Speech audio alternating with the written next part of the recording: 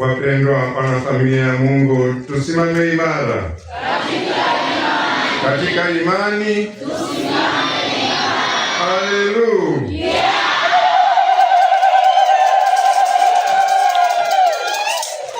Tumejumuika siku hii ya leo katika Jumapili hii ambayo kwa hakika bado tuko katika maadhimisho ya siku ya Noeli, kuzaliwa kwake Bwana wetu Yesu Kristo. Neno wa Mungu kuutoa binadamu ili atukomboe. Ni upendo wa Mungu kwetu sisi wa dhambi hivi kwamba alimtoa mwanaye wa pekee ili atukomboe. Injili ya Mtakatifu Yohane sura ya 3 mstari wa 16. Jinsi Mungu alivyoupenda ulimwengu hata akamtoa mwanaye wa pekee ili atukomboe. Kwa hiyo tunashangilia kuzaliwa kwake Bwana wetu Yesu Kristo, ambao ni kazi ya Roho Mtakatifu. Mama Bikira Maria alimzaa Bwana wetu Yesu Kristo kwa uwezo wa Roho Mtakatifu. Ndiye Roho Mtakatifu huyo ambaye tunamuomba kwa ajili ya hawa vijana wetu, ili katika kueneza kwao na katika kuishi kwao wamshuhudie Kristo. Wafanye Kristo azaliwe katika maisha yao, katika familia zao, katika jumuiya zao. Kwa maneno na matendo yao watu wakutane na Kristo. Yote inawezekana wakiongozwa na Mungu Roho Mtakatifu. Na sisi ambao tumeshampokea Mungu Roho Mtakatifu, maadhimisho haya yahuishe uwepo wa Roho Mtakatifu katika maisha yetu, kwamba na sisi mahali tulipo, katika familia zetu, katika shughuli zetu za kazi, watu wakutane na Kristo, Kristo mwenye upendo.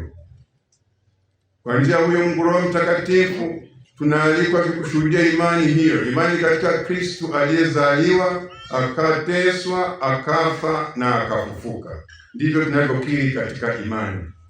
Ndio msingi wa imani yetu. Yesu alizaliwa kwa uwezo wa Roho Mtakatifu, akateswa, akafa na akafufuka. Wajibu wetu sisi ni kumshuhudia Kristo, kumtangaza Kristo, kuwafanya watu wakutane na Kristo kwa maneno na matendo yetu. Ndivyo ilivyokuwa kwa mitume siku ya Pentekoste. Tumesikia katika somo la kwanza, Mtume Petro kwa ujasiri mkubwa anashuhudia matendo makuu ya Mungu. Matendo makuu ya Mungu ni yapi? Ni kule kuzaliwa kwake, kufa kwake na kufufuka kwake. Na kwa kuzaliwa kwake, kuteswa na kufufuka ni mwito na mwaliko tumuongokee Mwenyezi Mungu. Tuache dhambi, tumuongokee Mwenyezi Mungu. Haikuwa hivyo kabla ya Pentekoste. Kabla ya Pentekoste tunaona mitume wamejifungia ndani. Tumesikia katika somo la Injili shauri ya woga na hofu ya Wayahudi. Waliogopa mateso, kwamba yale ambayo yalimkuta Bwana wetu Yesu Kristo yanaweza yakakuta na wao. Wamejifungia ndani kwa hofu ya Wayahudi. Lakini mambo yalibadilika baada ya kumpokea Mungu Roho Mtakatifu. Wanaanza kushuhudia matendo makuu, na anayeshuhudia kwanza ni Petro, ambaye alimkana Yesu mara ngapi? Mara 3. Lakini amepata ujasiri wapi huu kwa kuweza kumshuhudia Kristo na kumtangaza Kristo? Ni kwa sababu ya uwepo wa Mungu Roho Mtakatifu. Wapendwa na familia ya Mungu, imani yetu huwa inapatwa na majaribu makubwa sana pale tunapokumbana na mateso.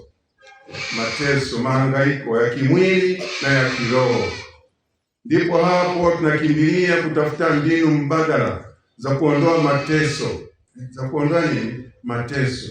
Wapo wanaenda kwenye mambo ya ushirikina, lakini wapo wengine wanaenda kwenye madhehebu mengine ambayo yanamhubiri Kristo ambaye anaondoa mateso yote. Kristo ambaye anatajirisha tu. Natoka hapo umeombewa, unakuta nyumbani pesa zimejaa kule sebuleni. Pesa zimejaa. Yesu huyo hayupo wala kutabiriwa. Hayupo wala kutabiriwa. Imeandikwa usifanye kazi asiye. Kumbe lazima tuhangaike tufanye kazi, hata kumwomba Mwenyezi Mungu atusaidie kutuimarisha katika mahangaiko yetu, tufanikiwe zaidi. Na kama ni mateso tunayapata, tuombe neema ya kuyapokea. Manake ni Kristo anatushirikisha msalaba wake. Sasa imeandikwa, Mtu yoyote akitaka kunifuata ajikane mwenyewe, auchukue msalaba wake anifuate. Msalaba wetu nini? Ni mahangaiko, ni mateso ya kimwili na ya kiroho. Sasa tufanye nini? Tumwombe Mungu tuendelee kuteswa au katika mateso tufanye nini? Tukumbuke Yesu kule Getsemani alipokuwa anakabiliwa na mateso, akaanza kutoka jasho kama la damu, shauri ya hofu, lakini alimwomba Mungu, naomba kama ikiwezekana uniondolee hiki kikombe. Yesu hakuwa tayari kukabiliana na mateso, lakini alimalizia maneno akisema kwamba si kama nitakavyo mimi, bali kama utakavyo wewe. Haleluya! Yeah. Kumbe kama ni mapenzi ya Mwenyezi Mungu kwamba tushiriki msalaba wa Bwana wetu Yesu Kristo, tunasali atuimarishe katika mateso. Mungu Roho Mtakatifu pekee ndiye anayetuwezesha kudumu katika imani hata katika mateso. Mifano ya mashahidi wa Uganda tulishausikia mara nyingi. Wenzetu walifungwa kwenye vitita vya kuni, wakachoma moto. Wakati wanaungua walikuwa wanaimba nyimbo za kanisani. Sasa ndipo najaribu kujiuliza maswali mengi. Wakina mama kule jikoni kikaneka kaa la moto, utaimba wimbo wa Bikira Maria? Hawa walikuwa wanaungua. Anakufa mmoja baada ya kuimba nyimbo za kanisani. Kazi ya Roho Mtakatifu. Haleluya! Yeah. Tunamhitaji Mungu Roho Mtakatifu hasa katika nyakati zetu hizi, kuwa imara, kuimarika katika imani. Na nyakati zetu hizi chuki, fitina, mafarakano, magomvi, mauaji, hata katika familia vimetamalaki. Kwa sababu ni Roho Mtakatifu hayupo. Tunaongozwa na mambo ya kidunia. Hapana ndugu zangu, siku ya leo tunaposali kumwomba Mungu Roho Mtakatifu, tuchukue wajibu huo, kwamba mahali popote nitakapokuwepo mimi niwe chimbuko la amani, chimbuko la upendo, furaha, utu wema, fadhili, uaminifu, lakini zaidi sana upendo. Waraka wa kwanza Mtume Paulo kwa Korinto sura ya 13 mstari wa 13. Imani, matumaini na mapendo, lilo kuu zaidi nini? Ni upendo. Na upendo huu ni upendo wa kimungu unaofisha nafsi na ubinafsi kwa ajili ya Mungu na kwa ajili ya jirani. Tusiwe chanzo cha chuki, fitina na mafarakano. Hapana.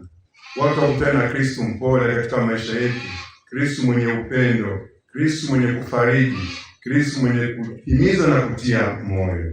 Tusali katika siku hii ya leo, Mungu Roho Mtakatifu awashukie vijana wetu hawa ambao ni kanisa la leo na kesho, ili mahali popote walipo wawe chumvi, wawe mwanga katika jamii, katika familia, kwa kuishi upendo wa Kristo. Tumsifu Yesu Kristo.